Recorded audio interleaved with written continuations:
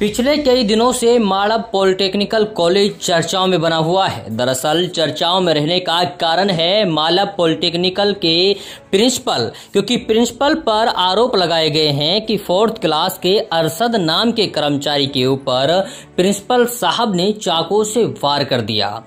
इस वार करने के बाद में ये मामला लगातार तेजी के साथ तूल पकड़ता हुआ नजर आ रहा था, क्योंकि इस मामले पर बात करने के लिए जब माड़ब गांव के सरपंच कॉलेज पहुंचे तो प्रिंसिपल साहब ने उनके साथ भी अभद्रता से पेश आने की कोशिश की। वहीं जब माड़ब गांव के सरपंच और प्रिंसिपल के बीच में कुछ कहासुनी हुई तो ये मामला सीधा एसपी के संज्ञान में पहुंचा।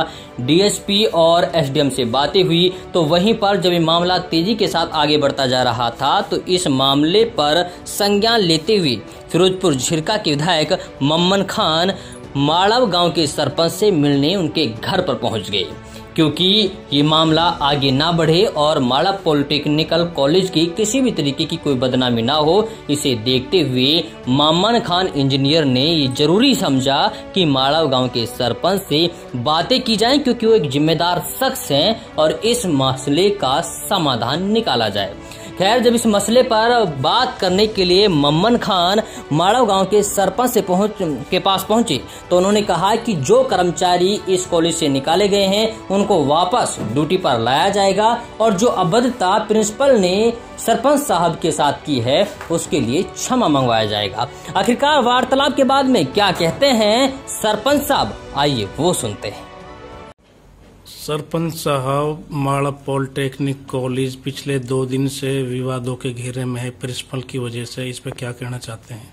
कहना चाहता हूं कि आज जो मैंने एक वीडियो देखी है उसमें एक पढ़ा लिखा इंसान इस तरह की बात कर रहा है कि पत्रकार साथियों को इस तरह का शब्द बोल रहा है।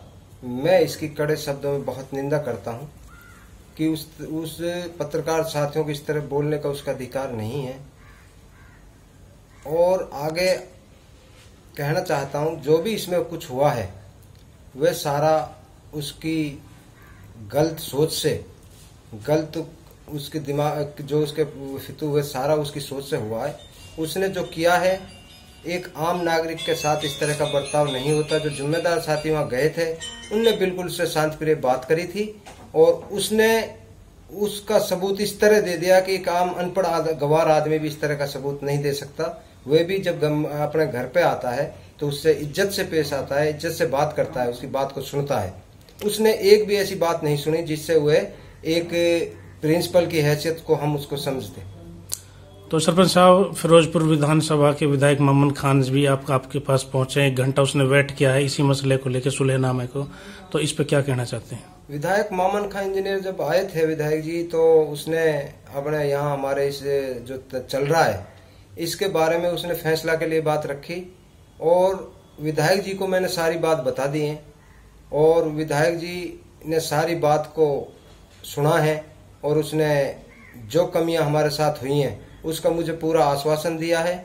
और जो इसका भाई यहाँ से ट्रांसफर करा दिया जाएगा और जो बच्चे इनका लोड कम कर रखा है उनका लोड पूरा करा दिया जाएगा। जो बच्चे इसने निकाले हैं और वह उनको वहीं जगह पे शिफ्ट कर लिया जाएगा। आपको चिंता करने की कोई आवश्यकता नहीं है। और हमने उसके अपने सारे तथ्य, उसके सबूत सारे हमने उसके सामने रख दिए हैं।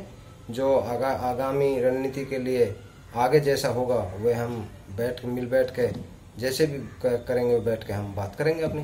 तो सरपंच साहब, पुलिस के पास दोनों तरफ से शिकायतें जा चुकी हैं, दोनों पक्षों की, तो पुलिस के अधिकारियों से भी आप मिले, उनका क्या कहना है इस मामले में? पुलिस के अधिकारियों से जब मैं मिला हूं तो पुलिस के अधिकारियों ने उसकी कंप्लेंट भी ले रखी है, हमारी कंप्लेंट भी ले रखी है, उस पर इन्वेस्टिगेशन कर रहे हैं। मुझे पुलिस पर, प्रशासन पर पूरा विश्वास है। इसमें दूध का दूध, पानी का पानी होगा। और मैं किसी के ऊपर अगर झूठा इल्जाम लगाऊं तो पुलिस प्रशासन सब जानती है। वह अगर जो किसी गलत बोलेगा उसको भी पुलिस प्रशासन जानती है।